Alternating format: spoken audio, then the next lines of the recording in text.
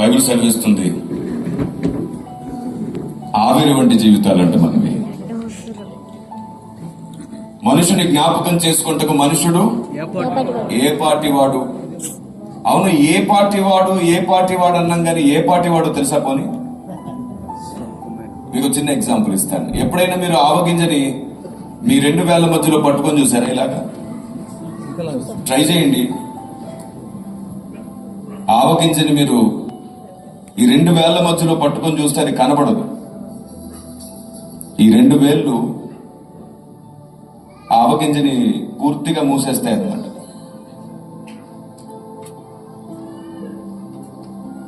ఈ ఆవగింజ ఎంతైతే చిన్నగా ఉంటుందో మన భూమి సైజు కూడా, ఈ మహా విశ్వంలో, ఈ యూనివర్స్ లో భూమి సైజు కూడా ఆవగింజే. భూమి సైజు ఎంత అని చెప్పాను? ఆవగింజ. మీరు చెప్పండి, ఒక 100 టన్నులు ఆవగింజలు తీసుకొని, ఎన్ని క్వింటల్ కాదు, 100 టన్నుల ఆవగింజలు తీసుకొని ఒక ఆవగింజ పైన భూమి అని బియ్యం గింజ మీద రాసినట్టుగా చిన్నగా రాసి ఆ ఆవగింజని ఆ 100 టన్నుల ఆవగింజల్లో వేసేసి, ఇలాగే ఓ 1000 మంది కూర్చోగలిగినటువంటి పెద్ద హాల్లో ఆ 100 టన్నుల ఆవగింజలు పోసేసి ఎవరైనా ఒకరిని పంపించేసి ఆ భూమి అని రాసిన ఆవగింజను తెమ్మంటే ఎవరు తేగలరు కదా? ఎవరు తేలేరు. అలాగే ఈ మహావిశ్వంలో, ఈ యూనివర్స్ లో దేవుడు మనల్ని చాలా దూరంగా తీసుకెళ్లి విడిచిపెట్టి, నీ భూమి ఎక్కడుందో అక్కడికి వెళ్ళరా అంటే ఇంకా మన వల్ల కాదు. అది ఎక్కడుందో మనకు తెలీదు. చాలా చిన్నది భూమి. భూమి చాలా చిన్నది. భూమి సైజే ఆవగింజ అయితే దాని మీద మన దేశం సైజ్ ఎంత? ఏమండి సురేష్, వింటున్నావేమన్నా? పనిచేస్తున్నాయి చెప్పు. భూమి సైజే ఆవగింజ అయితే దాని మీద దేశం సైజ్ ఎంత? నేను చెప్పనా? ఒక సన్నటి పిన్నిస్తో చిన్న గీత గీస్తే ఊరికే అలాగా ఎంత ఉంటుంది ఆవగింజ మీద? అంత చిన్న గీత మన దేశం సైజ్ అనుకోండి. దేశం సైజే ఒక చిన్న గీత అయితే రాష్ట్రం సైజ్ ఎంత? మీరుంటున్న తెలంగాణ కదా, తెలంగాణ రాష్ట్రం సైజ్ ఎంత చెప్పనా? అదే పిన్నిస్తో ఒక్కసారి అలా చుక్క పెడితే ఎంత చిన్నగా ఉంటుందో ఆవగింజ మీద, అంత చిన్న సైజు రాష్ట్రం సైజు. రాష్ట్రం సైజే ఒక చిన్న చుక్క అయితే మీ నకరికల్ సైజ్ ఎంత? గాలిలో కంటికి కనబడకుండా ఉంటున్న ఒక ధూళి కణమంతా మీ నకరికల్ సైజు. నకరికల్ సైజే గాలిలో కనబడకుండా ఉన్న ధూళి సైజ్ అయితే నీ సైజ్ ఎంత?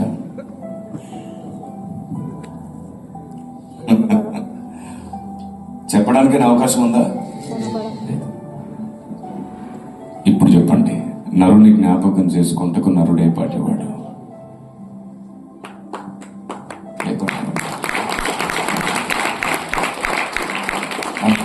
ఇది నేను మొదటిసారి చెప్పడం కాదు, అయినా సరే చూడండి, రోమాలు నిక్కుపుడు చేయి, హృదయం నుంచి కన్నీళ్లు తన్నుకుంటూ వస్తున్నాయి. ప్రభువా, అసలు ఏమాత్రం ఎన్నిక లేని మమ్మల్ని ప్రేమించి భూమి మీదకి వచ్చేసావా? ఆయన ఒక్కసారి అని ఊపిరి వదిలితే మొత్తం విశ్వమే కొట్టుకుపోతుంది. సముద్రం ఆరిపోవడం కాదు, మొత్తం విశ్వమే, కొన్ని వందల వేల కోటాను కోట్ల గ్రహాలు, గ్రహ మండలాలు మొత్తం. విచిత్రం చూడండి. అలాంటి దేవుడు నాకు నీ హృదయంలో ఉండాలనుంది, నాకు నీ హృదయాన్ని నువ్వు చాలు అన్నాడు ఆయన. ఆయన బలి నైవేద్యములను కోరుకోలేదంట, మన హృదయాన్ని ఆయన కోరుకుంటున్నాడు. ఏమిచ్చి రుణం తీర్చు కదా, ఏమిస్తే సరిపోతుంది? ఎన్నిక లేని జనం మనం, ధూళి వంటి వారు మనం, కానీ ఎన్నికైన వారిగా చేశాడు. ఎలాంటి ఎన్నికో తెలుసా? కంటికి కనబడని ధూళి కణము వంటి మనల్ని తీసుకెళ్లి డైరెక్ట్ సింహాసనంలో ఆయన పక్కన కూర్చోగలిగిన లాంటి ఎన్నికలోనికి తీసుకొచ్చాడు. Praise the lord. ఆమేన్. పరిశుద్ధాత్మ దేవుని స్వరం మీకు క్లియర్ గానే ఉందా? నా స్వరం డిస్టర్బెన్స్ గా ఉందా? ఓకే, నాకే రిసౌండ్ గా ఉంది కొంచెం. రైట్. కాబట్టి ఈ రోజు నుండి మీరు ఎప్పుడైనా సరే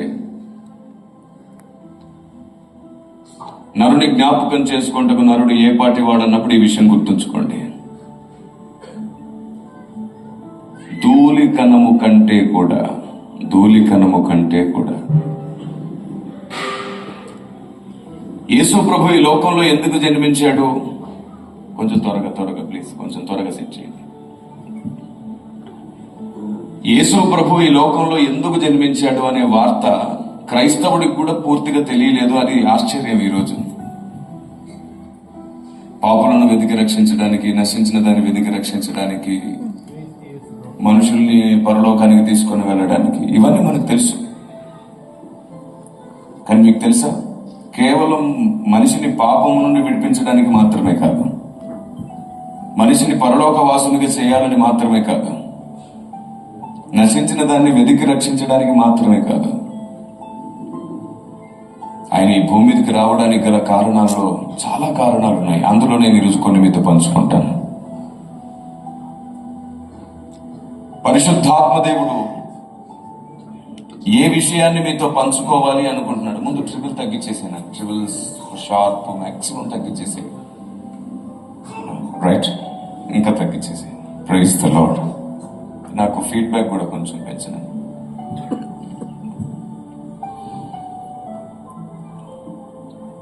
ఈలోపు నేను మీకు ఒక విషయం చెప్తాను. మీకు తెలుసా, యేసు ప్రభు ఆరోహణుడై వెళ్ళిపోయాడు కదా, ఆయన వెళ్ళింది మొదలుకొని ఈ రోజు వరకు, ఆయన వెళ్ళినది మొదలుకొని ఈ రోజు వరకు ఆయనకు నిర్ణయించినటువంటి ఆయన సింహాసనంలో ఆయన కూర్చోలేదు. స్టిల్ ఈ రోజు వరకు. మరి ఎక్కడ కూర్చున్నాడండి? రాయపడింది కదా, తండ్రి కుడి పార్శ్వంలో కూర్చొని ఉన్నాడని. Praise the lord. తండ్రి కుడి పార్శ్వమున కూర్చొని ఉన్నాడు అని ఉంది కదా.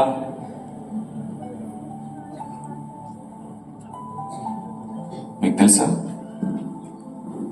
ఆయన ఈ రోజు వరకు ఆయనకు నిర్ణయించినటువంటి సింహాసనంలో కూర్చోలేదు.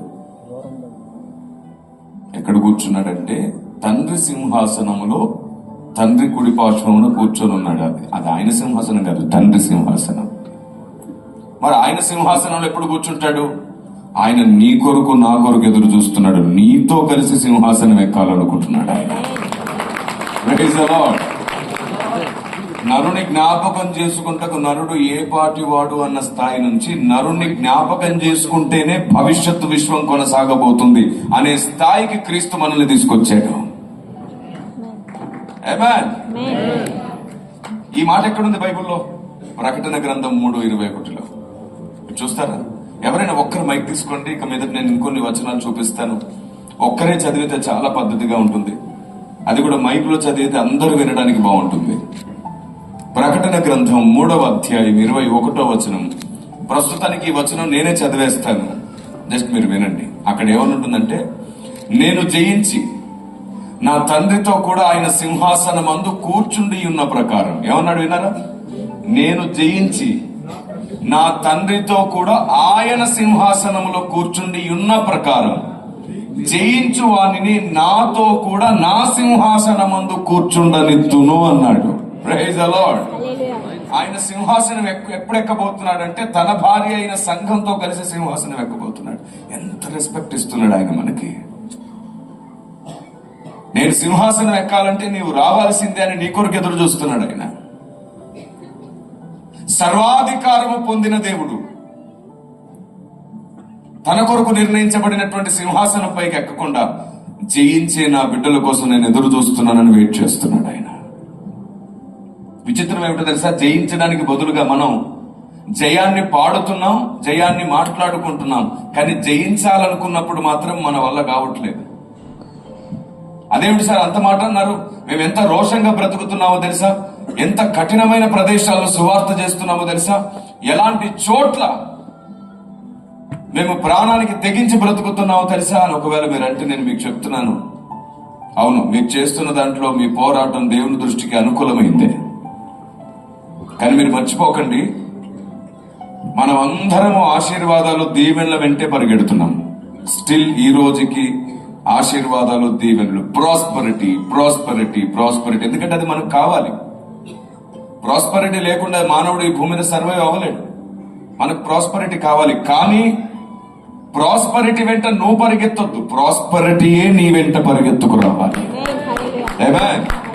ప్రాస్పరిటీ నీ వెంట రావాలి, నువ్వు ప్రాసెస్ వెంట వెళ్ళాలి. అందుకే అంటాడు, మొదట నీవు నా నీతిని రాజ్యాన్ని వెతుకు, అటు తర్వాత నేను నీకు అన్ని ఇస్తాను. భక్తుడు అంటాడు, కృపాక్షేమములు నా వెంట వచ్చును అన్నాడు కదా. కృపాక్షేమములు అదేంటి? మన అలాగే ఈ లోకంలో ఉన్న అభ్యంతరాలను అన్నింటినీ జయించాలి. ఓ పెద్ద మాట చెప్పనా? శ్రమలు వచ్చినప్పుడు, బాధలు వచ్చినప్పుడు మీరేం చెప్తుంటారు? ప్రభువా, ఈ సమస్య నుంచి నన్ను విడిపించు. ఫీడ్బ్యాక్ వాక్యం చదివే వ్యక్తులకి ఇవ్వండి. అది ప్రైజ్ ది లార్డ్. రైట్, కొంచెం దీంట్లో కూడా నాకు ట్రిబుల్ తగ్గాలి. Praise the Lord. ఏం లేదు, నా స్వరంలో కావలసినంత ఉంది, నాకు నచ్చినప్పుడు పెంచుకుందామని. ప్రభువా, సమస్యను తొలగించు, ప్రాబ్లమ్స్ నుంచి నన్ను గట్టెక్కించు. నిజంగా మనం వాళ్ళు అడగకుండా ఉండలేము, మన వల్ల కాదు. శ్రమ తప్పించు, సమస్య తప్పించు అని మనం అడుగుతాం, నిజమే. కానీ మీకు తెలుసా, శ్రమలను తప్పించు ప్రభువా అని అడగకూడదంట. అది పిరికి ప్రార్థన అయిపోతుంది. శ్రమలను తప్పించు ప్రభువా కాదు, శ్రమలతో పోరాడి గెలిచే శక్తి నీకు ప్రభువా అని అడగాలి. అప్పుడు మనం సైనికులం అవుతాం. ఆమేన్. Praise the Lord. మీరు చెప్పండి, మీకు శ్రమలు కొత్త? రెక్కాడితే గాని మీకు శ్రమలు కొత్త కాదు, నిందలు కొత్త కాదు, సమస్యలు కొత్త కాదు, వ్యాధులు కొత్త కాదు, వాటిని సహించడం కూడా కొత్త కాదు. అవేవి కొత్త కాదు. కానీ ఎప్పట్లాగే మరలా సమస్యలు రాగానే దాని గురించి మనం ప్రార్థిస్తాం. అదేంటో వింత. కష్టాలు వస్తే ఉపవాస ప్రార్థన, సుఖం వస్తే స్తుతి ప్రార్థన. ఏంటది? కష్టం వస్తే ఉపవాస ప్రార్థన, సుఖం వస్తే వాటి చుట్టే ఇశ్రాయేల్ ప్రజలు 40 సంవత్సరాలు తిరిగినట్ట వాటి చుట్టే తిరుగుతున్నాం. స్థలాలు, ఇల్లు, పొలాలు, గర్భఫలాలు, ఆశీర్వాదాలు, దీవెనలు, ప్రమోషన్లు, పాస్పోర్ట్లు, వీసాలు. అరే, ఒక్కరోజు తీరిక ఉండదు, ఒక గంట తీరిక ఉండదు. ప్రార్థన గదిలోకి వెళ్తే డిమార్ట్ లిస్ట్ బయటకు వచ్చేస్తుంది. దేవుడు మనల్ని ఇలాంటి పిరికి వారిగా చూడాలనుకోవట్లేదు. దేవుడు మనల్ని ఇలా వాటిగా ఉన్నాడు, మనల్ని జయించమంటున్నాడు. Praise the lord. అందుకే నేనేమంటున్నానంటే, సమస్య తొలగించు ప్రభువా కాదు, సమస్యను పోరాడి గెలిచే శక్తిని నాకు ఇవ్వు ప్రభువా. తల్లిదండ్రులు గాని సమస్యలు వచ్చినప్పుడు దాన్ని గెలిచే శక్తి కోసం ప్రార్థించే వారైతే మీ పిల్లలు కూడా రాబోయే తరానికి సైనికులై నిలబడతారు, విశ్వాస వీరులై నిలబడతారు. నా ప్రభు ఈ లోకానికి వచ్చింది మనల్ని పిరికి వారిగా చూడడానికి కాదు. అందుకే ఆయన మనకు పిరికి ఆత్మనివ్వలేదు, దత్తపుత్ర ఆత్మనిచ్చాడు. ఒక మనిషి మనల్ని ఒక మాట అంటే తిరిగి వాడికి సవాలు విసిరేంత వరకు మన ఈగో సాటిస్ఫై అవ్వదు కదా. ఖచ్చితంగా ఒక మాట అనాలి, అనేసి మనం అమ్మయ్య అనేసి అని అనుకుంటాం. అరే, నీ మీద కేసు వేస్తాడ్రా అంటే వేసుకో, ఎవరికి చెప్తావో చెప్పుకో. ఎస్ఐకి చెప్తావా, ఎస్పీకి చెప్తావా, సీఎంకి చెప్తావా, వీడు మాట్లాడేస్తాడు. ఇంకా ఏంటంటే మనిషికి అప్పుడు ఎక్కడ లేని ధైర్యం వచ్చింది. విచిత్రం ఏంటో తెలుసా, మనుషులందరూ వదిలేస్తే నీ ఎంత పెరిగివాడు ఇంకొకడు ఉండడు. కానీ బైబుల్లో ఒక ఆయన ఉన్నాడు, మనుషులందరూ వదిలేసిన అంటాడు, యెహోవా నా కాపరి, నాకు లేని కలగదు. ఆయన నాతో ఉంటే మనుషులే నాకు సేవ చేసి పెడతారు. రాజులను తన స్వాధీనంలో ఉంచుకొనగల సమర్థుడైన దేవుడు మన స్నేహితుడు. Praise the Lord. మనుషుల మెప్పు కొరకు తల వంచి మనుషుల మెప్పు కొరకు పిరికి వారముగా మారకూడదు. ప్రార్థనా గదిలో దేవుడే నీ స్నేహితుడైతే మనుషులందరూ నీ వెంట నిలిచేటట్టు దేవుడే ప్రేరేపిస్తాడు. అది విశ్వాస వీరుల యొక్క స్వభావం. అవును, మనం ఈ లోక అధికారులను, ఈ లోకంలో మన పరిచయస్తులను, మన సమస్యలను మనం తప్పకుండా జ్ఞాపకం చేసుకుని వాడుకోవాలి. మర్చిపోకండి, అది వారు చేస్తున్న సహాయం మాత్రమే కాదు, వారి ద్వారా దేవుడు మనకిస్తున్న సహాయం. అధికారులకు, ప్రధానులకు దేవుడే మన ఎడల దయ చూపిస్తాడు. ఎస్తేరు దయ పొందిందంట రాజు దృష్టికి. అలాగూ నీకు సమస్య వచ్చినప్పుడు ఎక్కడి నుండి నీకు పరిష్కారం రావాలో కూడా దేవుడే ఆలోచనిస్తాడు. విచిత్రం ఏమిటంటే మనకు సమస్య పుట్టక ముందే పరిష్కారాన్ని సిద్ధపరిచే దేవుడు ఆయన. మనమే టెన్షన్ పడిపోతుంటాం. సమస్య పుట్టక ముందే పరిష్కారం ఉంది ఆయన దగ్గర. నేను చాలా సభల్లో అడిగిన ఒక మాట మిమ్మల్ని అడుగుతాను, మీకు పరలోకంలో చోటు కావాలా, దేవుని మనసులో చోటు కావాలా? కొందరు ఆలోచిస్తున్నారు కదా, రెండు ఒకటే, సపరేట్ గా అడుగుతున్నాడు ఈయన. రెండు ఒకటి కాదు. మీరు పరలోకంలో చోటు సంపాదించుకున్నారనుకోండి,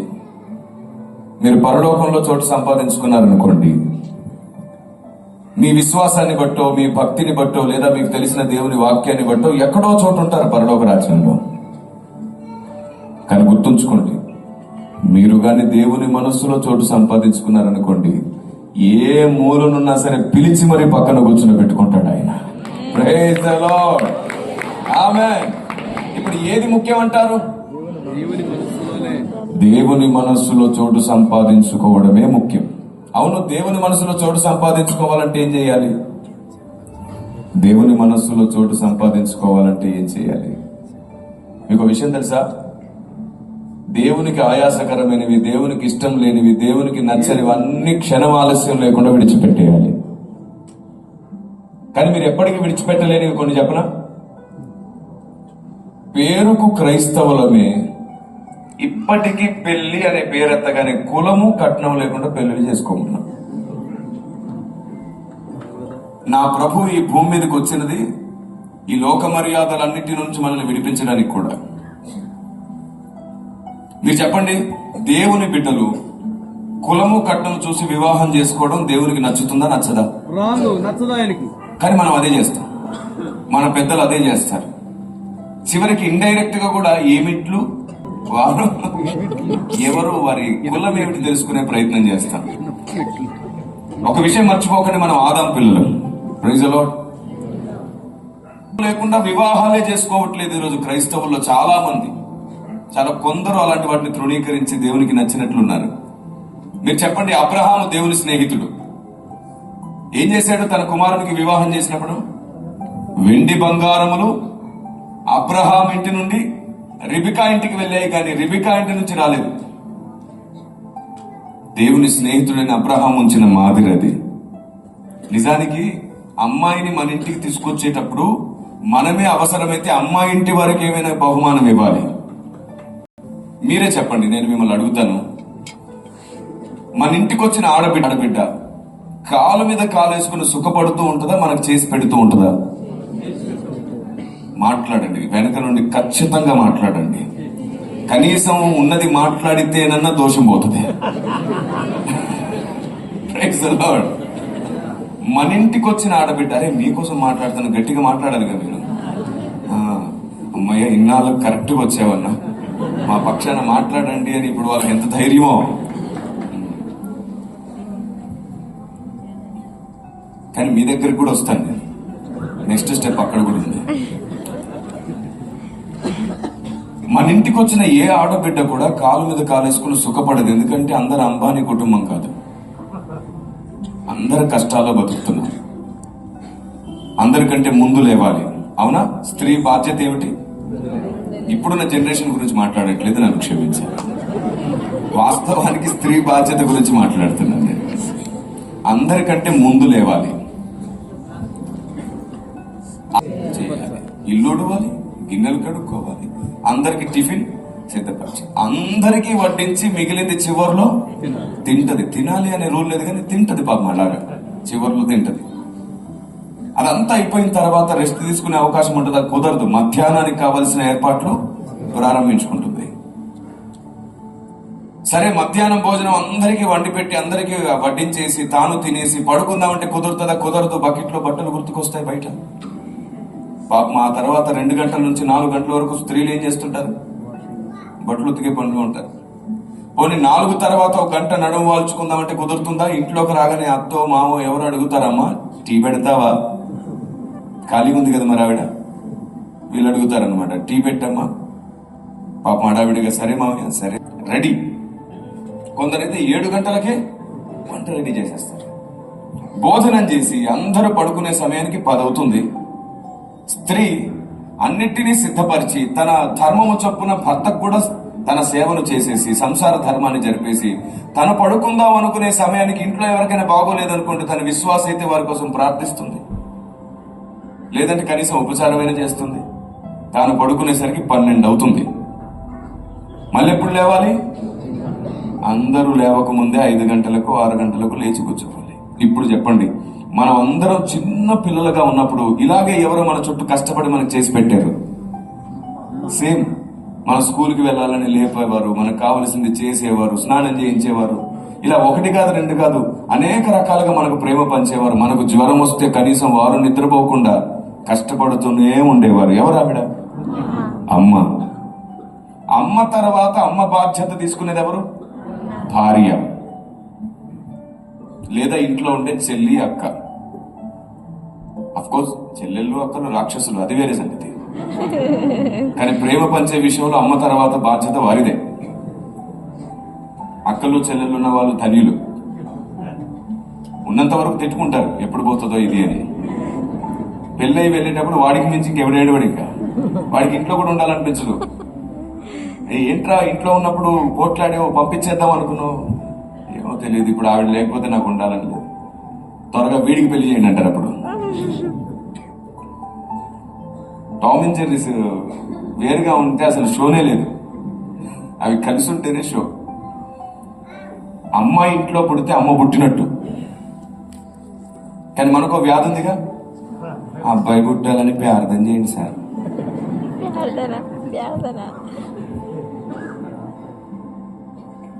మీరు చెప్పండి, ఎండలో పడి కష్టపడి ఇంటికి వస్తే ఎదురొచ్చి గ్లాసుడి చన్నీళ్ళు ఇచ్చేది అమ్మాయి అబ్బాయి కదా? మనకు ఆరోగ్యం బాగోలేదని ఇంట్లోనే ఉండిపోతే తను కాలేజ్కో స్కూల్కో వెళ్ళడం మానేసి మరీ మనకు చేసి పెట్టేది అబ్బాయా అమ్మాయా? కొంచెం గట్టిగా చెప్పాను కదా, కనీసం నిజం మాట్లాడితే దోషం పోతుంది. మాట్లాడండి, మీ నోటి మాట దేవుడు వినుగాక. కనీసం అలాగైనా అయితే నిన్ను క్షమిస్తున్నాను రా అని దేవుడు అనుగాక. Praise the lord. సరే, జేబులో డబ్బులు ఎత్తుకుపోయేది అబ్బాయి అమ్మాయి? బండి కొనిస్తావా చస్తావా? అబ్బాయి అమ్మాయి? ఈ డైలాగ్స్ వాడేది. డబ్బులు ఇస్తే దాచి దాచి తిరిగిచ్చేది అబ్బాయా అమ్మాయా? పెళ్లి చేసి పంపిన తర్వాత కూడా నీకు బాగోలేదంటే ఏడ్చుకుంటూ పరిగెత్తుకొచ్చేది అబ్బాయా అమ్మాయా? మరి మీకు ఎందుకు అబ్బాయి పుట్టాలని ఏడుపు? ఎందుకు అబ్బాయి పుట్టాలి? నేను ఒక తల్లికి కొడుకునై ఉండి అడుగుతున్నాను, ఎందుకు అబ్బాయి పుట్టాలి? నాకు సేవా ప్రారంభంలో అర్థం కాలేదు. ఈ సంవత్సరానికి 20 సంవత్సరాలు నా సేవా జీవితం ముగింపు. 20 సంవత్సరాల నా సేవా అనుభవంలో ఏం అర్థమయ్యేది కాదు. పైగా పెద్ద పెద్ద వాళ్ళు కూడా దీవించేవారు, నీకు కుమారుడు కలుగుగా కంటే. ఏంటి వాళ్ళు అదే దీవెన, వీళ్ళు ఇదే దీవెన అడుగుతున్నారు? నాకు అర్థం కాలేదు. చాలా సంవత్సరాలు గడిచిన తర్వాత, దాదాపుగా 10 సంవత్సరాలు గడిచిన తర్వాత ఈ మనుషులందరి ప్లాన్ అర్థమైపోయింది నాకు. మీ ప్లాన్ అర్థమైంది నాకు. ఇలా కూడా ఏంటో తెలుసా మీ ప్లాన్? కొడుకు పుట్టాలి, అందరికి గొప్పగా చెప్పుకోవడానికి కొడుకు పుట్టాడని, వారసుడు పుట్టాడని చెప్పుకోవడానికి ఉండాలి. వాడు పెరిగి పెద్ద అయిన తర్వాత ఓ తన్ను తంతే వృద్ధాశ్రమంలో పడాలనుకుంటున్నాను. అది నీ పెద్ద ప్లాన్. అందరు కొడుకులు అలా ఉండరు, కానీ ఎక్కువ మంది కొడుకులు అలాగే ఉన్నారు. భారతదేశంలో వృద్ధాశ్రమాలు ఉండడానికి కారణం కూతుర్ల కొడుకుల? ఇప్పుడు కనండ్ర కొడుకులు. దేవుడు కొడుకునిస్తే స్తోత్రం, కూతుర్నిస్తే హల్లెలూయా. ఆనందిద్దాం. ఒకసారి కోయిట్ లో నేను వాక్యం చెప్పడానికి వెళ్ళి ఊరికి అలా నన్ను బయటికి తీసుకెళ్తున్నారు. కోయిట్ అనుకుంటాను. ఒక బిషప్ గారు నాతో పాటు కారులో కూర్చున్నారు. నానా, నీకోసం ఎన్ని సంవత్సరాల నుంచి ప్రార్థన చేస్తున్నానో తెలుసా? చిట్టు చివరికి ఈరోజు నా పక్కనే ఉన్నావు. నీ ఐడియాలజీ, నీ ఆలోచన విధానం పరిశుద్ధాత్మ దేవుడు ఎంత అద్భుతంగా ముద్ర వేశాడు.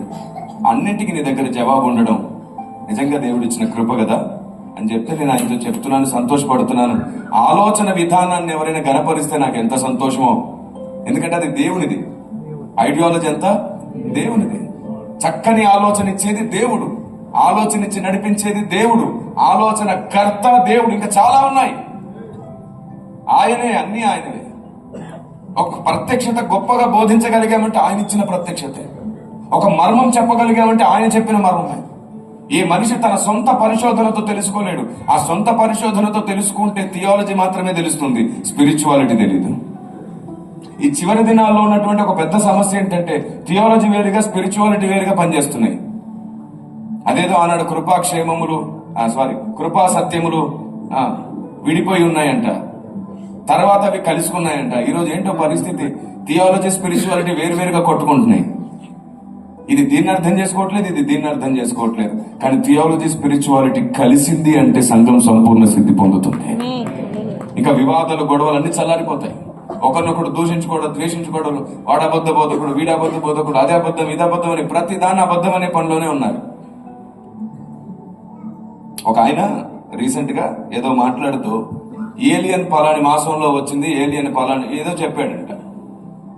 దాన్ని కూడా అబద్ధ బోధకుడు అని చెప్పి కొందరు ట్యాగ్లైన్ వేయడం స్టార్ట్ చేశారు. అరే, అది పొరపాటు, జస్ట్ మిస్టేక్, అవగాహన లోపం కావచ్చు. ఏదైనా 1-2 అవగాహన లేకుండా మాట్లాడితే అబద్ధ బోధకులు ఎలా అవుతారు? పునాది విషయములో ఏదైనా రక్షణ విషయించాడు. Praise the lord. ఆయన జన్మించిన కారణాలలో ఒకటి వినయముతో కూడిన నీతిని స్థాపించుటకు రాజులకు రాజు ఈ భూమి మీదకి వచ్చాడు, ప్రభువులకు ప్రభు ఈ భూమి మీదకి వచ్చాడు. కానీ ఈరోజు భక్తిలో వినయం సన్నగిల్లిపోతుంది. చూడండి ఎంత వింత వ్యాధి ఇది, అవునా కదా? ఈరోజు పరిశుద్ధాత్మ దేవుని ఆలోచన గమనించండి. ఆయన ఏమన్నారు తెలుసా? ఆ రోజు కారులో కూర్చొని ఆయనకు ఫోన్ వచ్చింది. ఫోన్ వచ్చినప్పుడు ఒక అబ్బాయి చెప్తున్నాడు, అంకుల్ నాకు అమ్మాయి పుట్టింది అని. ఆయన అయ్యో అమ్మాయి పుట్టిందా అని నాకు ఒక్కసారిగా ఎంత కోపం వచ్చిందంటే ఇలా చూసి, ఆయన కానీ సేవకుడు కాకపోయి ఉండే, ఏదైనా టెడ్డీ బేర్ ఏదైనా ఉండుంటే,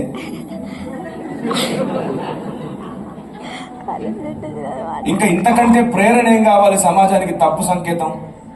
అమ్మాయి పుడితే అయ్యో ఏమిటి, అబ్బాయి పుడితే అబ్బబ్బో ఏంటి? సైన్స్ చూడండి, రాంగ్ కదా. అమ్మాయి పుట్టిందా బాబు, అమ్మ పుట్టినంత సమానం కదా, నీకు ప్రేమ పుట్టినట్టే. ఇంకా నిన్ను బాగా ప్రేమించి నిన్ను చూసుకుంటుంది అని కదా ప్రోత్సహించాలి. అదే మనం అమ్మాయి అనగానే ఎందుకు భయపడతామో తెలుసా? కట్నం దగ్గర భయపడతాం. ఎంత సిగ్గులేని జీవితాలో మనకి. మిమ్మల్ని అనట్లా, మన అని నన్ను కలుపుకున్నా సాటిస్ఫాక్షన్ ఉంటుంది కదా, అనేటోడు కూడా తనని తను కూడా అనుకుంటే. సైకాలజీ ఇది. నేను దాదాపుగా 612 గ్రంథాల మీద పరిశోధన చేశాను. 612 బుక్స్. మత గ్రంథాలు, చరిత్ర గ్రంథాలు, సైన్స్ గ్రంథాలు. తప్పలేదు. ఎందుకంటే 4 గ్రామాల్లో కాదు, 4 దిక్కుల వరకు పనిచేయడానికి దేవుడు నన్ను నియమించాడు, నిలబెట్టుకున్నాడు. Praise the lord. అందుకే లోకం అడిగే ఏ ప్రశ్న అడిగినా క్రైస్తవుడి దగ్గర జవాబు ఉంది. ఇదిగో దీని పేరు సనాతన సత్య పరిరక్షణ. ఇందులో మీకు 600 ప్రశ్నలకు జవాబులు ఉన్నాయి. 600 క్వశ్చన్స్. ఎలాంటి ప్రశ్నలు అడుగుతారు కదా లోకం మనల్ని, మన బంధువులు, స్నేహితులు కూడా అడుగుతారు. ప్రసాదం ఎందుకు తినవు, కొబ్బరికాయ ఎందుకు కొట్టావు, అగరొత్తులు ఎందుకు వెలిగించావు, తర్వాత హారతి ఎందుకు ఇవ్వవు, ముగ్గులు ఎందుకు వేయట్లేదు, మీ క్రైస్తవులు తెల్లబట్టలు ఎందుకు వేసుకుంటారు, మీరు అక్కడికి ఎందుకు రారు, మేము మీ చర్చికి వచ్చినప్పుడు మీరు మా గుడికి ఎందుకు రారు. ఇలా 1 కాదు 2 కాదు, చాలా అడుగుతారు. కేఆర్ టీవీ ఇంటర్వ్యూలో కూడా సహోదరులు నన్ను అడిగారు, మేము మీ చర్చికి వస్తామండి, హైందవ సహోదరులు మీ చర్చికి వస్తాం, మీరెందుకు మా గుడికి రారు అని అంటే నేనేం చెప్పాను విన్నారా మీరు ఎవరైనా? ఇంకెవరైనా వినని వాళ్ళు ఉంటే యూట్యూబ్ లో కిరణ్ పాల్ ఇంటర్వ్యూ అని కొట్టండి, 2 రెడీగా ఉన్నాయి. 2 బలమైనటువంటి ఆలోచన విధానం మీకు నేర్పిస్తాయి. నేనేం చెప్పానో తెలుసా? అసలు ఈ సమస్త సృష్టిని చేసిన వాడు ఎవరు అనే వెతుకులాటలో ఆయన ఒక్కడే అని తెలిసి ఆయన ఎవరో కూడా తెలిసిన తర్వాత నేను ఇంకో చోటుకి ఎందుకు వెళ్తానండి? ఆ ఒక్కడెవరో తెలియని వాళ్ళే అన్ని చోట్లకు వస్తారు అని. నాకు ఆ ఒక్కడెవరో తెలిసిపోయింది, అందుకే ఎటు వెళ్ళట్లేదు. ఆ ఒక్కడెవరో తెలియని వాళ్ళు, అసలు దేవుడు అంటే ఒక్కడే అని తెలియని వారు అన్ని చోట్లకు తిరుగుతున్నారు. ఇంకా వారిది అన్వేషణే. ఎక్కడున్నాడో దేవుడు అని అన్ని చోట్ల తిరుగుతున్నారు. వాళ్ళది అన్వేషణ. దానికి వేరే పేరు పెట్టొద్దు, అవమానించొద్దు. అన్వేషణ అందాం. మనకి ఇంకొకరిని గౌరవించడానికి కూడా నొప్పే. అలా చేయకండి. ఎవరి స్పేస్ వారికి ఇచ్చేద్దాం. ఎవరికి ఇవ్వాల్సిన ఘనత, ఎవరి క్రెడిట్ వారికి ఇచ్చేద్దాం. Praise the lord. ఏథెన్సు పట్టణానికి పౌలు వెళ్ళినప్పుడు ఏమన్నాడు? ఓ ఏథెన్సు వాసులారా, మీ భక్తి గొప్పది అన్నాడా లేదా? అన్నాడా? ఏది మీరు అనండి. హైందవ సహోదరులారా, మీ భక్తి గొప్పది అనండి చూద్దాం. అబ్బే, అంత హృదయం ఎక్కడ అందరిలోకి? చాలా తక్కువ మందికి ఉంది. ముస్లిం సహోదరులారా, మీ భక్తి గొప్పది అనండి చూద్దాం. ఈ టాపిక్ వచ్చేసరికి మనం ఏదో ఆకాశం నుంచి ఊడిపడ్డట్టు. లేదు, మన ఐడియాలజీ రాంగ్ అయిపోయింది. వారిని రెస్పెక్ట్ చేయడంలో తప్పే లేదు. ఎందుకంటే వారి భక్తిలో నిజంగానే రోషం ఉంది, కష్టం ఉంది, ఖచ్చితత్వం ఉంది. ఈ చలికాలం చాలా మంది మాలలు వేసుకుంటారు, చెప్పులు కూడా ఉండవు, స్వెటరు ఉండదు, పైగా చలిలోనే స్నానం, పైగా 2 పూటలే భోజనం. అది కూడా వారికి నచ్చింది కాకుండా నియమంలో ఉన్నది మాత్రమే తిని మళ్ళీ కాలినడకరా. ఇప్పుడు చెప్పండి, అది ఆ భక్తి గొప్పదా కాదా? ఆ కష్టం గొప్పదా కాదా? గొప్పది వేరు, సత్యమైనది వేరు.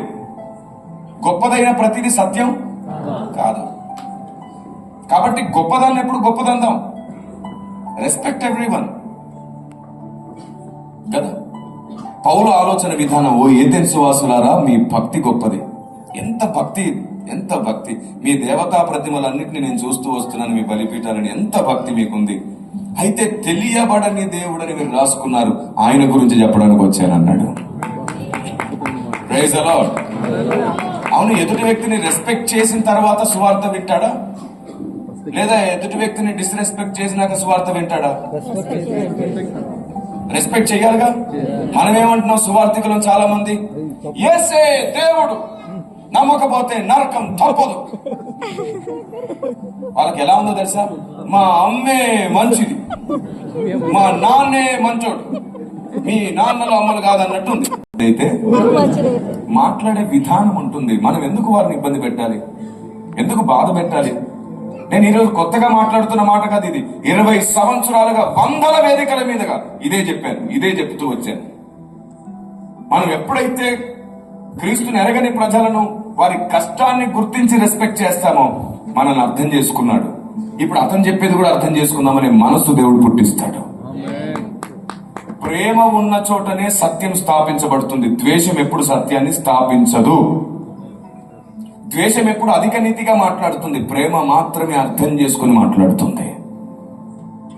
నా దేవుడు ప్రేమ గలవాడు కాబట్టి నువ్వు నీలో ఉన్న దోషాన్ని కూడా అర్థం చేసుకుని నిన్ను దోషరహితుడిగా మార్చాలనుకున్నాడు ఆయన.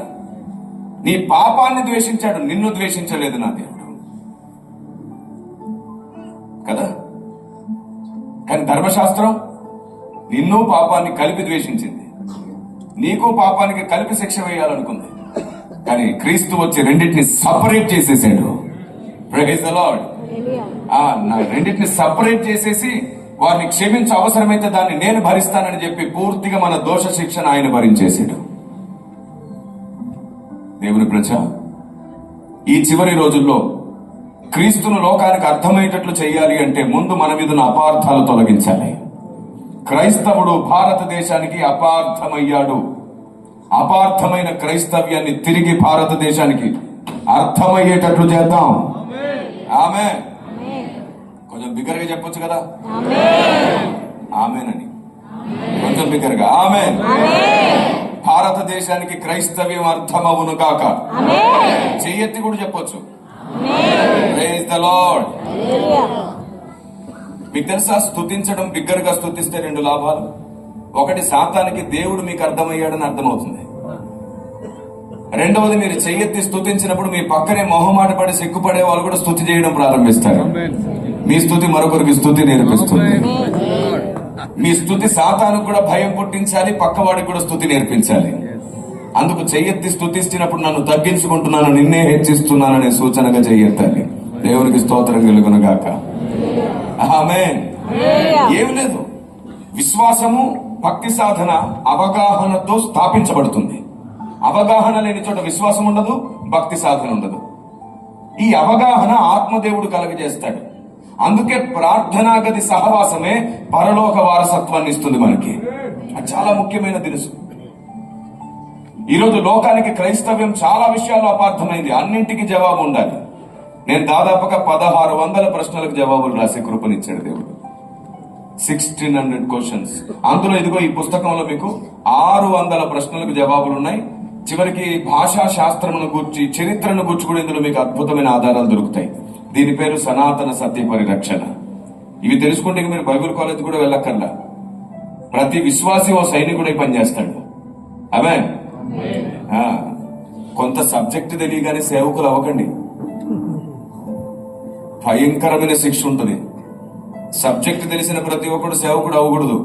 దేవుడు సేవకు రమ్మని నమ్మి పిలిచిన వాడు మాత్రమే సేవకుడు అవ్వాలి.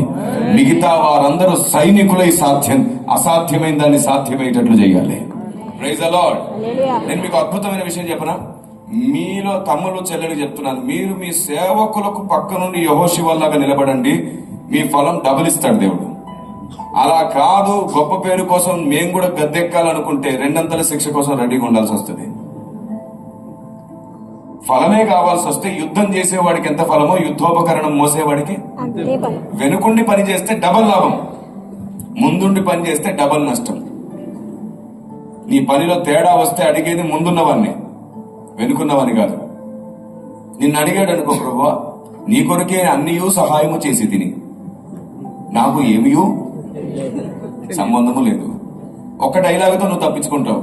కానీ ముందున్నాడు అన్ని నాకే సంబంధమైనవి, నీవు అప్పగించినవన్నీ నేనే క్రమముగా చేయవలసి వచ్చాను, అందులో ఎన్నో దోషములు అక్రమములు నావే అని ఒప్పుకొని తీరాలి బతికినట్టు. ఎందుకంటే అక్కడికి వెళ్ళాక ఇంకా చావలేదు కదా. అక్కడ చచ్చినట్టు నమ్మాల్సిందే అని చెప్పలేం కదా. అక్కడ ఖచ్చితంగా బతికినట్టు నమ్మాల్సిందే. ఎంత దౌర్భాగ్యమో తెలుసా? దేవుని కొరకు నిలబడి అన్నిటినీ పోగొట్టుకునే ఆ దౌర్భాగ్యం మనకొద్దు. దేవుని కొరకు రాత్రింబగలు నలిగామో ప్రతిఫలం రావాల్సిందే. హార్డ్ వర్క్ తో ఎప్పుడు కూడా లాభం లేకుండా హార్డ్ వర్క్ వద్దు. మన కష్టం ఫలాన్ని ఇస్తుంది. నా దేవుడు అన్నాడు, పనివాడు జీతానికి పాత్రుడు. ఆయన మాట ఎప్పుడు సత్యమే. దేవునికి స్తోత్రం కలుగునుగాక. ఆమేన్. ఈరోజు చాలా మంది పెద్దలు, ఒకప్పుడు క్రైస్తవ్యం మీద అభిమానం ప్రేమ ఉన్నటువంటి పెద్దలు, స్వామీజీలు కూడా ఈరోజు అసహనానికి గురై మాట్లాడడానికి కారణం ఎవరు? క్రీస్తు జన్మించిన ఈ సందర్భంలో తిరిగి క్రైస్తవుడు జన్మించడానికి పిలుపునిస్తున్నాను నేను. ఇంకొకసారి తిరిగి పుట్టండి, మీ మనస్సులను త్వరగా మార్చుకోండి. ఇంకొకసారి తిరిగి పుట్టండి. ఎలా సాధ్యమది? దైవ చిత్తానుసారమైన దుఃఖము వలన సాధ్యమవుతుంది.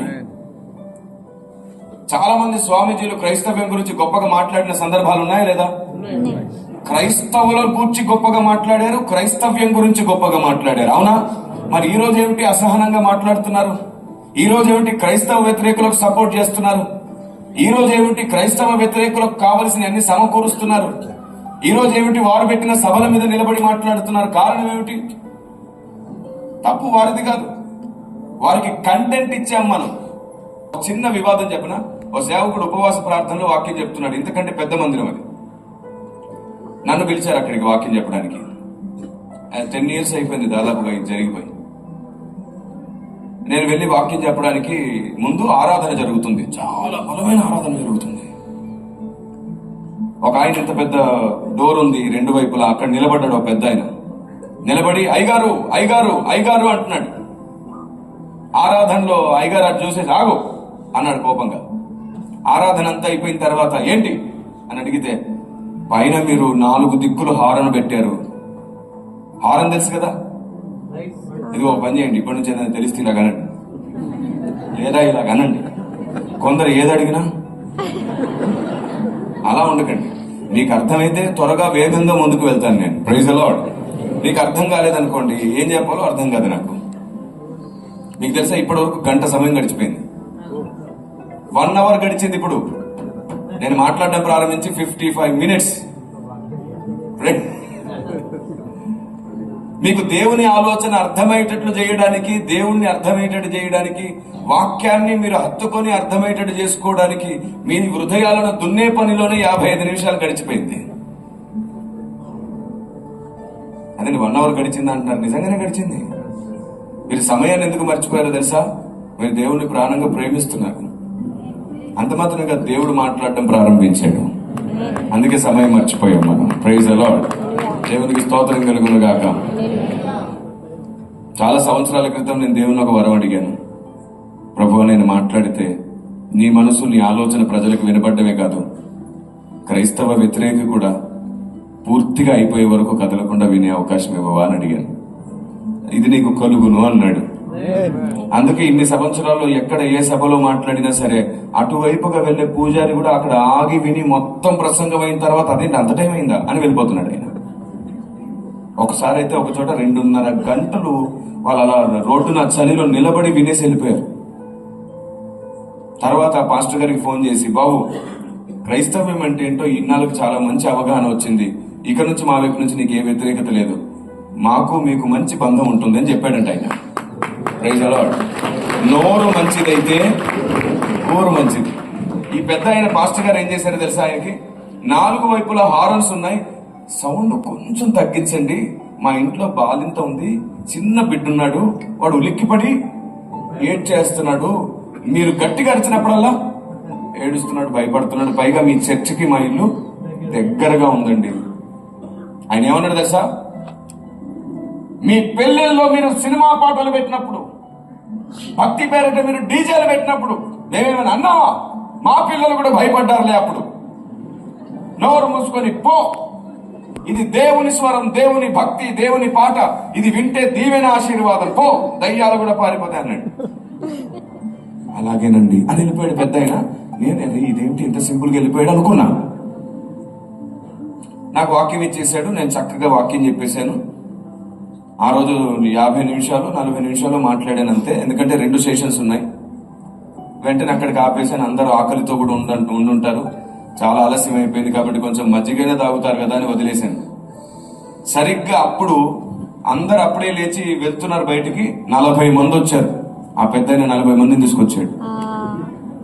అందులో 2 పైకెక్కి హారన్స్ ని విరిచి కింద పడేసి, పాస్టర్ గారు తను ఇప్పుడు హారన్లు విరిగినాయి, రేపు నీ కాళ్ళు ఇరుగుతాయి, జాగ్రత్త, ఇంకొకసారి హారన్స్ పెడితే జాగ్రత్త.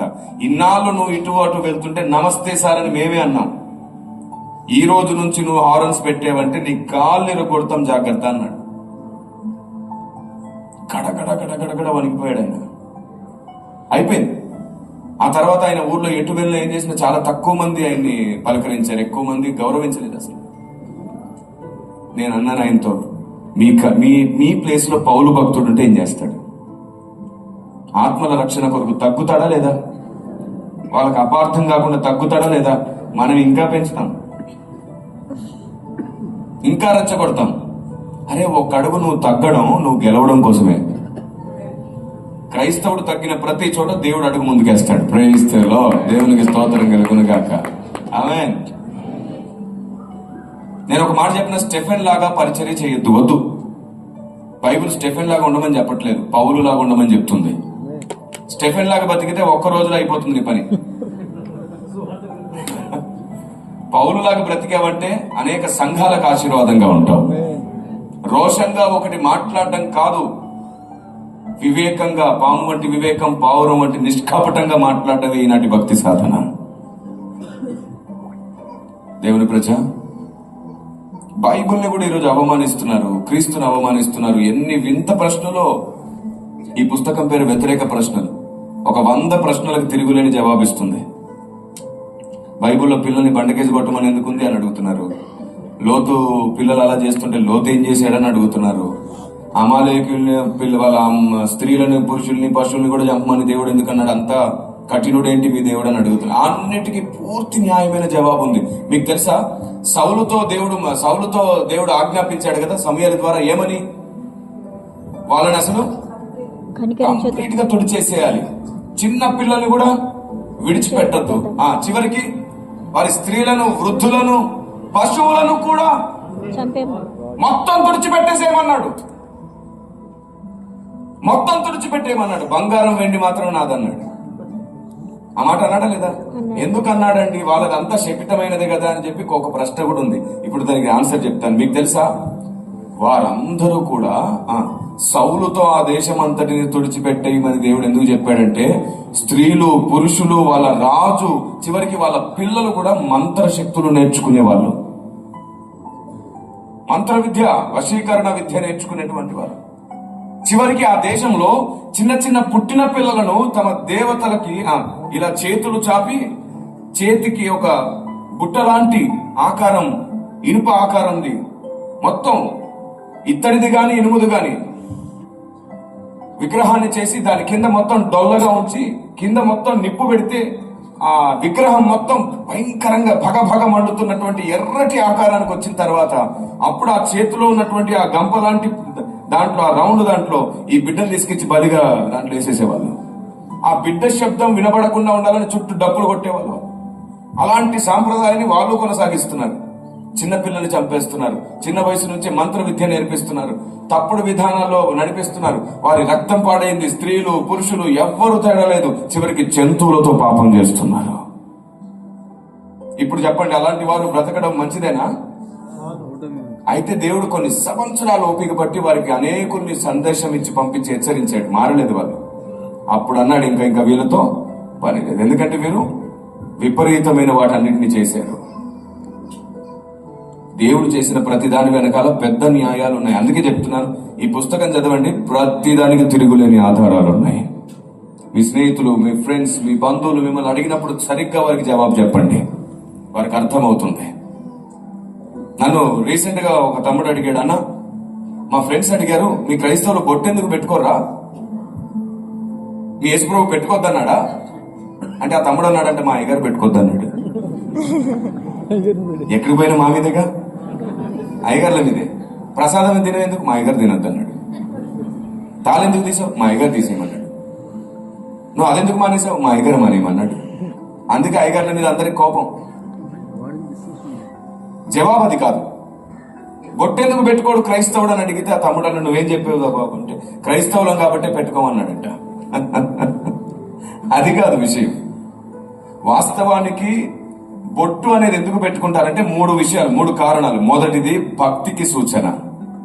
రెండవది బొట్టు ఉండడం ద్వారా దేవుని శక్తి నాతోనే ఉంది అనే నమ్మకం. భారతదేశంలో ఉన్న నమ్మకం అది. అందుకే చూడండి, ఈ బొట్టు పెట్టుకో, ఏ దురాత్మ నిన్ను పట్టుకోదు అంటుంటారు. దేవుని శక్తి నాతో ఉందని నమ్ముతారు. మూడవది, బొట్టు పెట్టుకోవడం సాంప్రదాయంలో భాగం అనుకుంటారు. ఈ 3 కారణాలతో బొట్టు పెట్టుకుంటారు. ఇప్పుడు నేనేమంటున్నానంటే, ఈ 3 కారణాలు ఆ బొట్టులో ఉంటే, కానీ ఆ బొట్టు పెట్టినప్పుడల్లా గాలికి పోతుంటది, ముఖం కడుకుంటే పోతుంటది, పొరపాటుగా చేయదగిలినా పోతుంటది, చెమట వచ్చినా పోతుంటది. పోయినప్పుడల్లా పెట్టుకుని దేవుని శక్తి పోయినప్పుడల్లా పెట్టుకుంటే ఎలాగా? అందుకే దేవుడు ఏం చేశాడో తెలుసా? ఇప్పుడు నువ్వేం చేస్తున్నావు తెలుసా? లే ఇక్కడ నుంచి. దేవుడు ఏం చేశాడో తెలుసా? నా ప్రైజ్ ది లార్డ్, దేవునికి స్తోత్రం కలుగును గాక. నేను అన్నాను, అరే చెప్పుతాం, మీ ఫ్రెండ్స్ కి చెప్పు, ఎప్పటికి ఎవరు తుడవలేని ముద్ర మా నుదుటికి ఉంది. ఈ రక్తమే ఎర్ర సముద్రాన్ని చీల్చింది.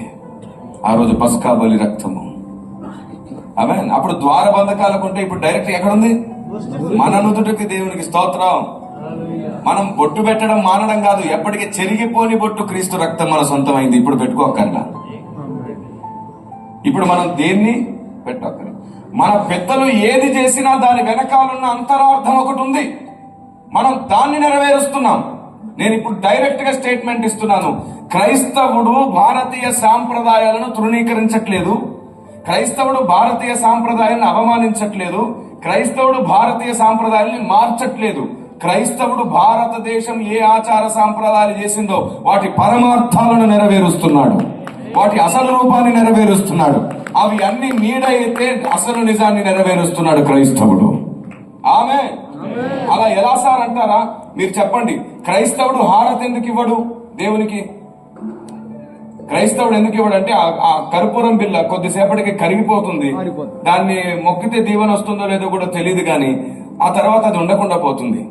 దాంతో ప్రజలకు ఎంత దీవెనో కూడా లేదో తెలియదు. కానీ మీకు తెలుసా, ఒక మనిషి తనను తానే దేవునికి సజీవ యాగముగా సమర్పించుకుని నిలబడి వేదిక మీద నుండి అనేకుల మీద చేయించి ప్రార్థిస్తే వారు దీవించబడుతున్నారు. కర్పూరం బిల్ల వెలగడం బెస్టా, ఒక మనిషి తన హృదయాన్ని దేవునికి సజీవ యాగంగా సమర్పించడం గొప్పదా? కాబట్టి హారతి అనేది ఇక్కడ ఆల్రెడీ నెరవేరిపోతుంది. మా జీవితమే దేవునికి హారతి. ఎందుకంటే మేము మండుతున్న దీపాలపై దేవునికి హారతి అవుతున్నాం. Praise the Lord. భారతదేశం ఏది నమ్మిందో దాన్ని మేము తొలగించలేదు, తృణీకరించలేదు. దానిలోని అసలు విషయాన్ని నెరవేర్చేటట్లు క్రీస్తు మాకు జ్ఞానం ఇచ్చాడు. ధూపం ఎందుకు వెయ్యం మనం? అగరత్తులు ఎందుకు వెలిగించాం? కొద్దిసేపటికి అది బూడిదైపోతుంది, పొగ గాల్లో కలిసిపోతుంది.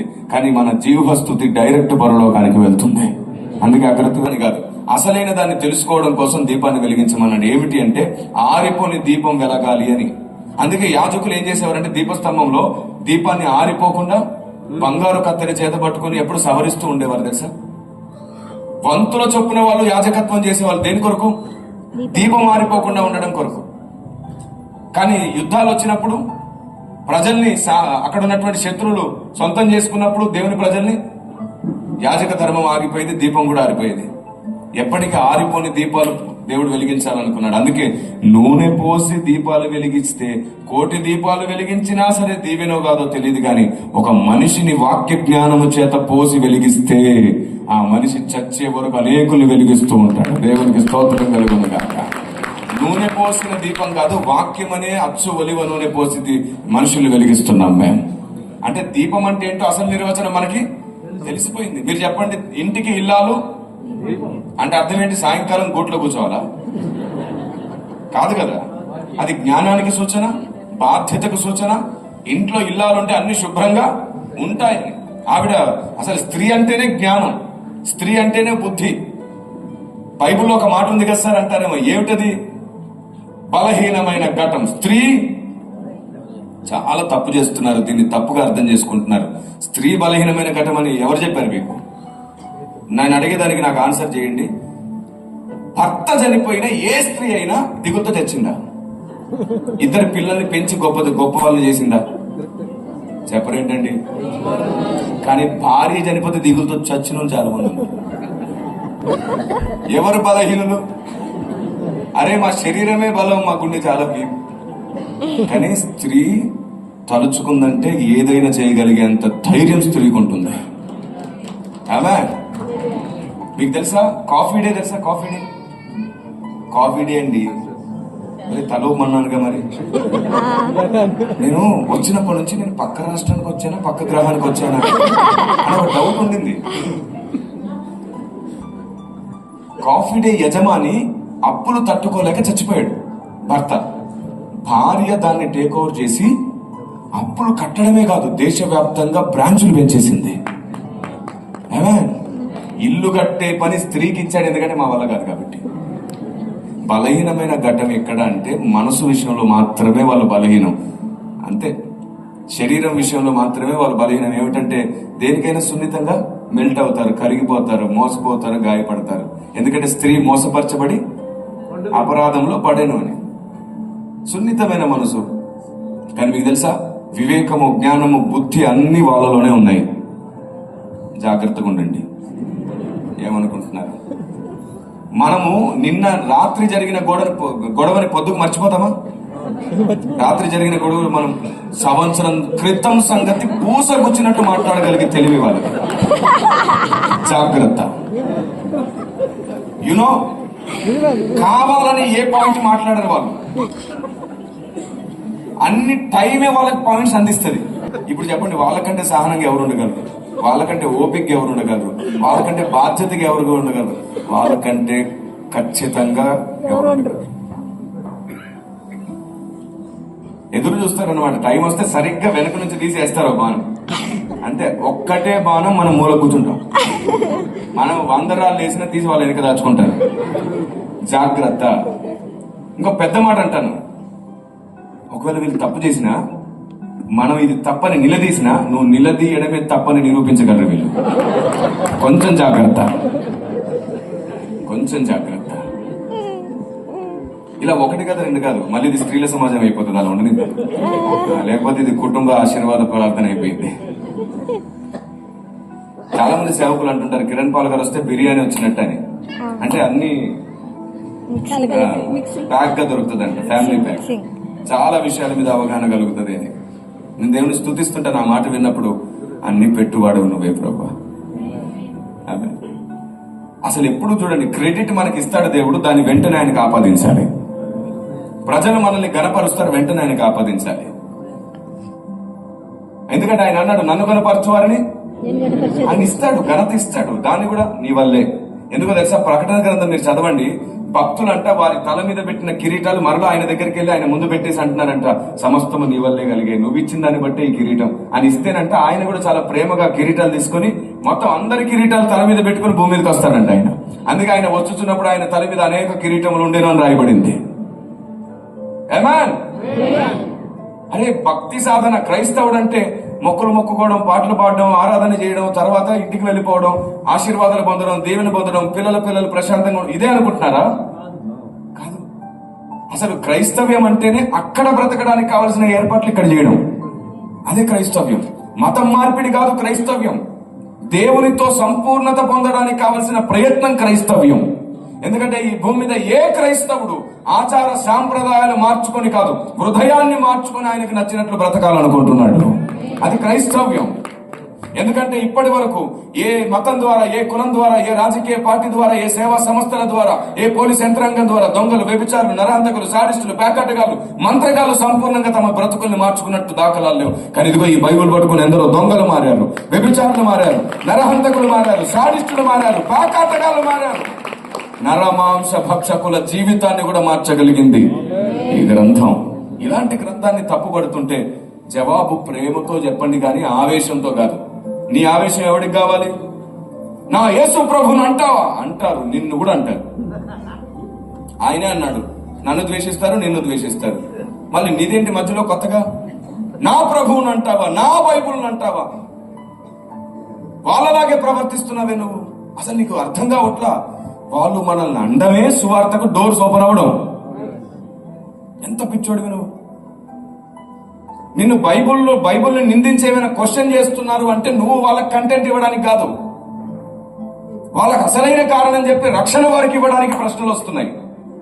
అరే వాడు ఒక ప్రశ్న అడిగితే తిరిగి జవాబు మనమేం చెబుతాము, సమాజం అంతా వినాలనుకుంటది. అదే వాడు ప్రశ్న అడగలేదు, ఏం అడగలేదు, నువ్వే ఒక ప్రశ్న పెట్టి ఒక వీడియో పెట్టు, ఎవడు చూస్తాడు? వాడు ఒక ప్రశ్న అడిగి విమర్శిస్తే ఇదిగో పలాని వ్యక్తి అడిగిన దానికి ఇది సమాధానం అని చెప్తుంటే వారి వెనుకున్న అమాయకులు కూడా విని ఇందులో సత్యం ఉంటే వారు రక్షణలోకి వచ్చేస్తారు. ఎదురాడు వానికి కూడా మారు మనసునివ్వాలనుకుంటున్నాడు దేవుడు.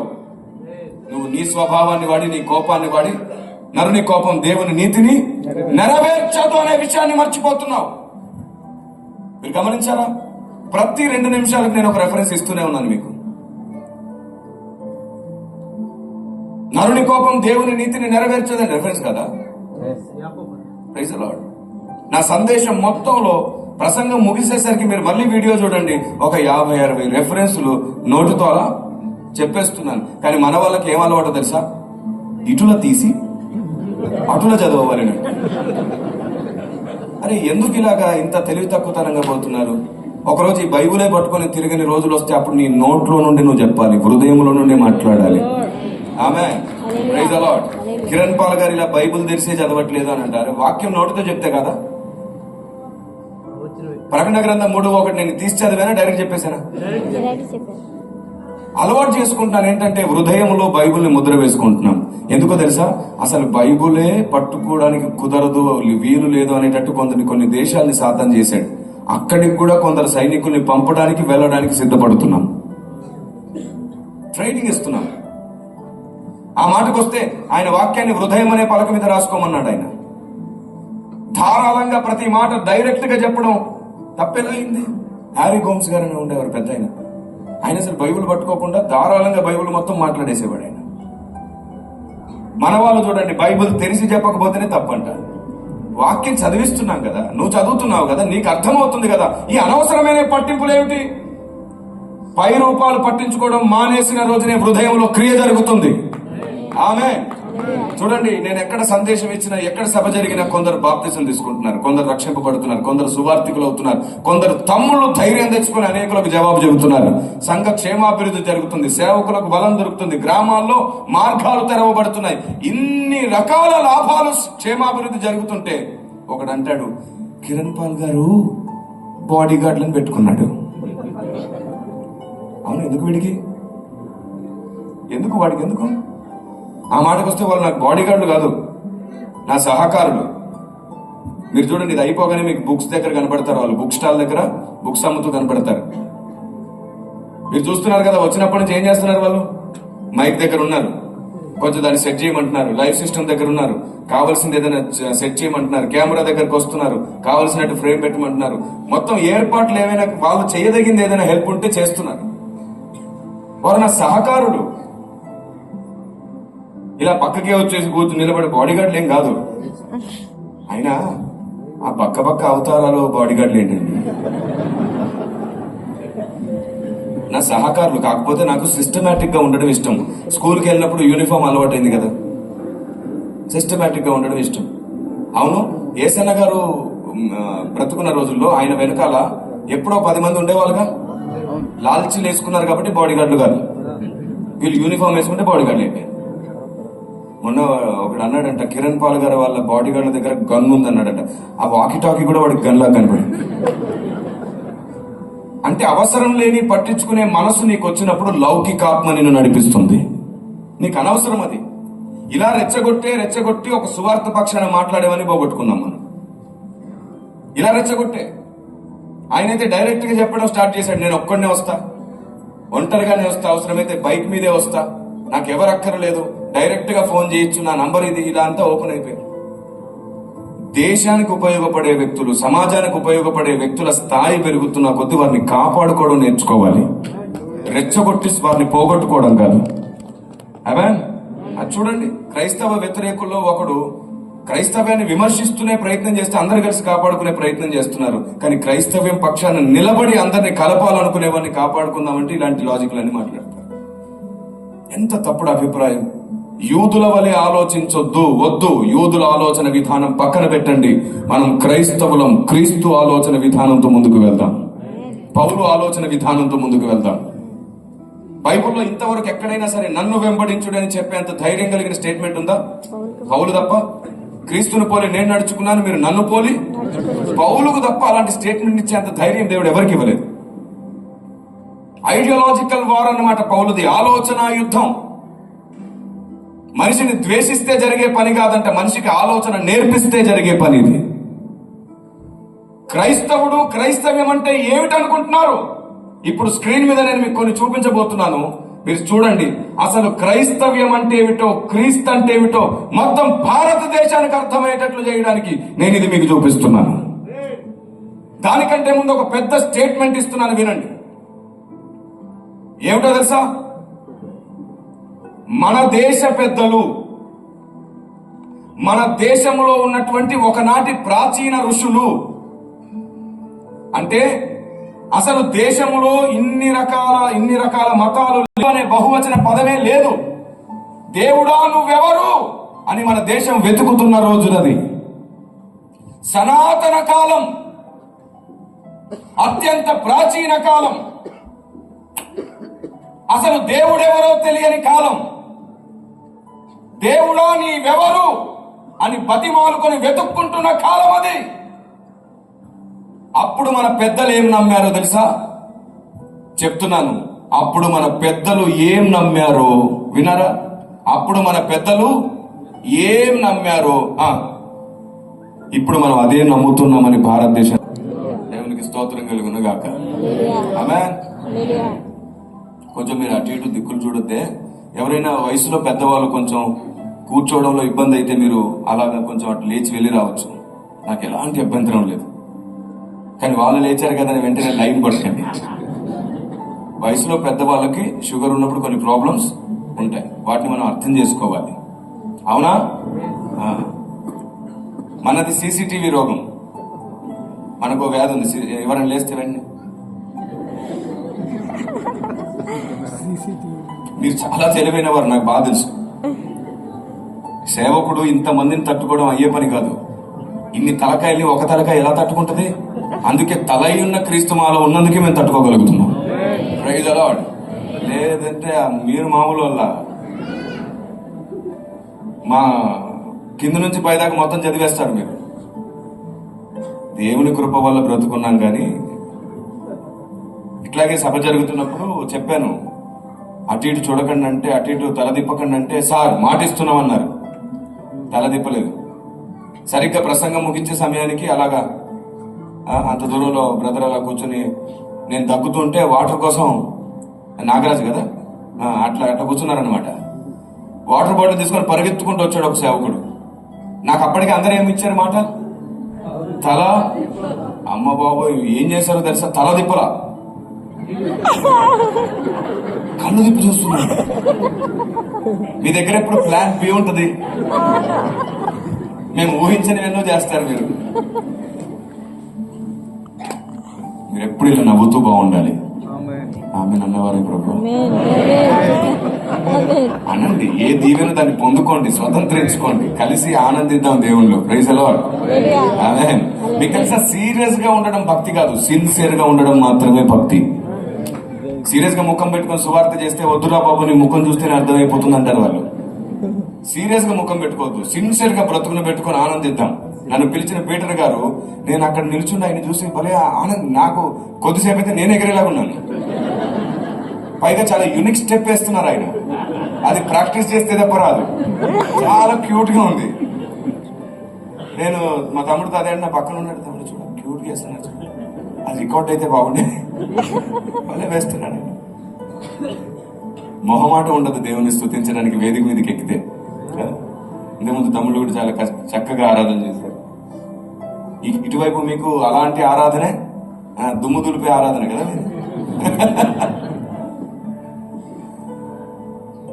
ఒక్కొక్క చోట ఒక్కొక్క విధానాన్ని ఆరాధనలో అవలంబిస్తున్నప్పుడు దాన్ని తప్పుపట్టక్కర్లేదు. దాంతో కలిసి అందులో ఉండే దేవుని దేవుడు అంగీకరించి దిగొస్తుంటే వీళ్ళకి సిద్ధాంతాలు.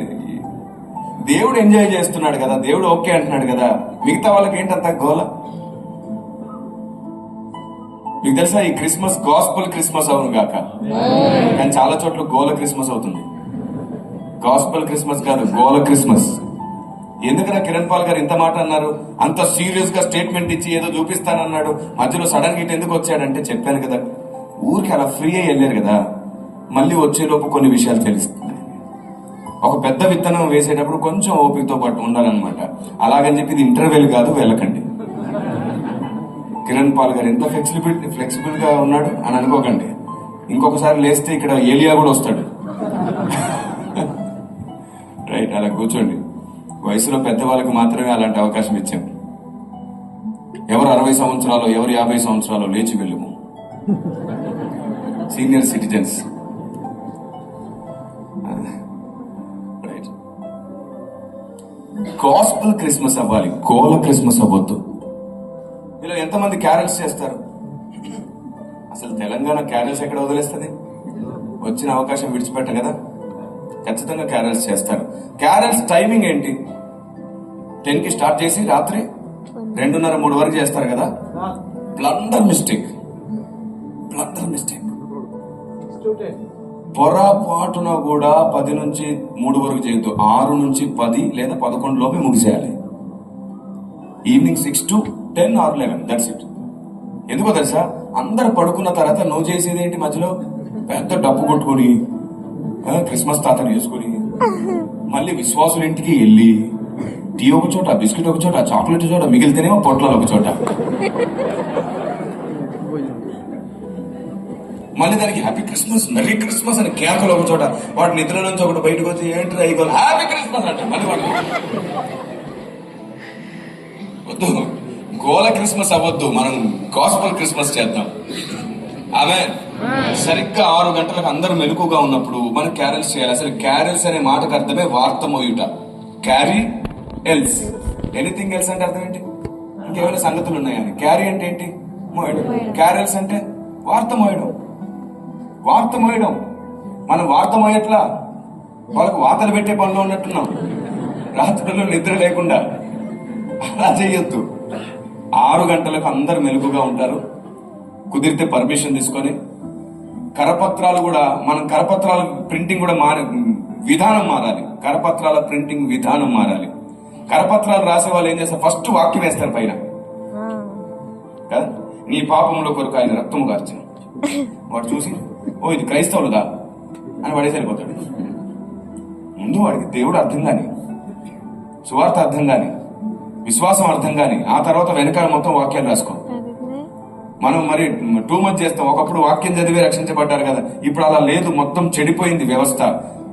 రాయబడింది ఏమిటంటే చెవినివ్వని తరం అంట. సత్యమునకు వితండవాదులైపోయారు, విపరీతవాదులైపోయారు. బ్రదర్, మనిషిలో పాపం ఉందంటే ఆలోచించి నిజమే కదా అనుకునే కాలం ఒకనాడు ఉండేది. పాపం ఉందంటే నువ్వు పాపం, మీ మమ్మీ పాపం, మీ డాడీ పాపం, మీ ఇంట్లో వాళ్ళ పాపం, నన్ను అంటావా నువ్వే పాపం అంటారు. కాలం మారిపోయింది. ఒకప్పుడు నరకం ఉంది బ్రదర్ అంటే ఆలోచించి వెతికి జాగ్రత్తగా ఉండేవారు. నువ్వు ఇప్పుడు వెళ్ళొచ్చావా అని అడుగుతున్నారు. మారిపోయిందా కాలం? సత్యమునకు చెవినివ్వని వితండవాదం ఇది. విధానం మార్చుదాం. కరపత్రాలు పంచండి, కరపత్రాల్లో సబ్జెక్ట్ మార్చండి. దేవుడు అంటే ఎవరు? ఒక్కడా అనేకులా? ఆయన లక్షణాలు ఏమిటి? మనిషికి పాపం అంటే ఏమిటి? పాపం ఎలా పోతుంది? మన పితరులు ఏం నమ్మారు, మనం ఏం నమ్మాలి? ఏది సనాతన ధర్మం, ఏది నిజంగా సత్యం, ఇది కదా తెలియాలి. అప్పుడు ఆలోచించడం ప్రారంభిస్తారు. ఒక్కసారి మనం చెప్పేది కరెక్ట్ అని అనిపించిన మిగతాది ఆత్మదేవుడే కార్యం చూసుకుంటాడు. ఆమె మనం ఆత్మదేవుని పని కూడా మనమే చేసుకుంటాం కదా.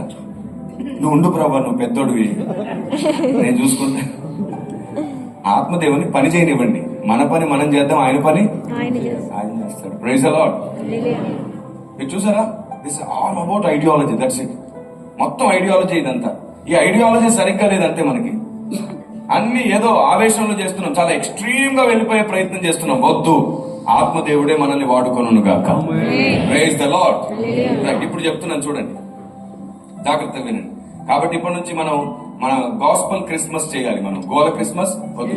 అయితే పాటలు పాడొచ్చు, గొప్పగా ఆర్భాటం చేసి ఆనందంగా స్తోత్రం చేయొచ్చు, హ్యాపీ క్రిస్మస్ చెప్పొచ్చు, మెరీ క్రిస్మస్ చెప్పొచ్చు. అవసరమైతే మీరు క్రిస్మస్ తాతను వేసుకెళ్ళడం మీకు అలవాటైతే వేసుకెళ్ళొచ్చు, వద్దనుకుంటే మానేయచ్చు.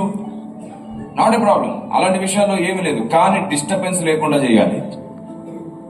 ఇంకొక మంచి విషయం చెప్పనా, వీధిలో కూడా క్రిస్మస్ చేసుకోవచ్చు. ఇంటింటికి క్రిస్మస్ చేయొచ్చు. ఎలాగా? ఒక వీధిలో నువ్వే క్రైస్తవుడు, వాళ్ళకి ఇంకెవ్వరూ లేరు. వాళ్ళని క్రిస్మస్ టైంలో ఒక ట్రీట్ కి పిలువు నీ దగ్గరికి.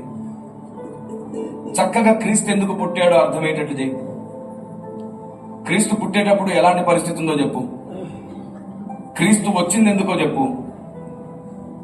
ఆశీర్వాదాలు, దీవెనలు, స్వస్థతలే మాట్లాడుకో. కేవలం మానవుణ్ణి ఉద్ధరించడానికి ఆయన వచ్చాడనే విషయం అర్థమయ్యేటట్టు చేయి. పాపం అంటే ఏంటి, దేవుడు అంటే ఏంటి, దేవుడిని ఎలా గుర్తుపట్టి, ఇవి చెప్పు చాలు. అద్భుతం జరిగిపోతుంది. ఆ తర్వాత ఒకరోజు కాకపోయినా ఒకరోజు ఆ మాటలు వారి విషయంలో క్రియ చేస్తాయి. ఆమె అలా వీధి మొత్తం క్రిస్మస్ అయిపోతుంది. మీ సేవకుని పిలువు, మాట్లాడతాడు. వీధికో క్రిస్మస్ అయిపోతుంది. పద్ధతిగా ఉంటుందా లేదా? ప్రేమ పెరుగుతుంది, బంధం పెరుగుతుంది, స్నేహం పెరుగుతుంది, సువార్త పెరుగుతుంది. నువ్వు క్రిస్మస్ కి పిలిస్తే రాకుండా ఎవరు ఉండరు. కానీ నిద్రలో లేపితే మాత్రం కోపం వచ్చేస్తుంది వాళ్ళకి. అదనమాట సంగతి. రండి ప్లీజ్ కూర్చోండి. Praise the Lord. మీరే చూడొద్దన్నానుగా, మీరు చూస్తారో లేదో అని నేను వచ్చిన అవకాశాన్ని వాడుకున్నా. మీరు అటు ఇటు చూడొద్దు, ఇప్పుడు ఇటే చూడండి. Praise the Lord. నేను ఆ స్టేట్మెంట్ ని మళ్ళీ ఇంకోసారి మీకు అర్థమయ్యేటట్టు చేస్తున్నాను. మన భారతదేశంలో ప్రాచీన కాలంలో, సనాతన కాలంలో మన పెద్దలు ఏం నమ్మారో మనం కూడా ఇప్పుడు అదే నమ్ముతున్నాము. మనం ఏ ధర్మం మార్చుకోలేదు. కేవలం మనం ఈ లోక సాంప్రదాయాలు చేయట్లేదు అంతే. మనం ఏ ధర్మం మారలేదు. మన దేశ ధర్మం ఏదైతే ఉందో దాన్ని గుర్తుపట్టిన నిజమైన ధర్మవీరులం మనం. ఆమేన్. గట్టిగా అనొచ్చు కదా, సాతానికి భయం. Praise the Lord. పెద్దలు ఒక మాట అన్నట్టు జ్ఞాపకం అండి, అదేంటది? మనిషికి ఒక మాట. అయ్యో మీకు తెలుసా? అయితే నేను ఇంకోసారి రిపీట్ చేయక్కర్లేదు, మీకు తెలుసుగా. రైట్, గుర్తుంచుకోండి. సబ్జెక్ట్ అర్థమవుతున్న కొద్ది స్తుతి బలం పెరగాలి. అయినా మీకు చెప్పక్కర్లేదు, విప్లవాలు పుట్టిన గడ్డలు మీవి. ఆమేన్. Praise the lord. మీరందరూ కలిసి స్తుతిస్తుంటే క్రైస్తవ వ్యతిరేకి కూడా భయం పుట్టాలి, వీరికి సత్యం అర్థమవుతుందని. Praise the Lord. రండి చూద్దాం. ఇదిగోండి, సనాతనంలో మన దేశంలో ఏం నమ్మేవారు? ఇది క్వశ్చన్. ఎవరిని నమ్మేవారు? క్వశ్చన్.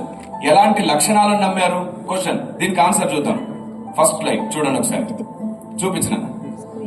ఇప్పుడు నేను బైబిల్లోంచి చూపించట్లేదు, మన దేశంలో ప్రాచీన కాలంలో మన పెద్దలు ఏం నమ్మారో దాన్నే చూపిస్తున్నాను. చూడండి, శుక్ల యజుర్వేద సంహిత 32వ అధ్యాయం 3వ మంత్రంలో ప్రాచీన కాలంలో మన సనాతన పితరులు ఏం నమ్మారు.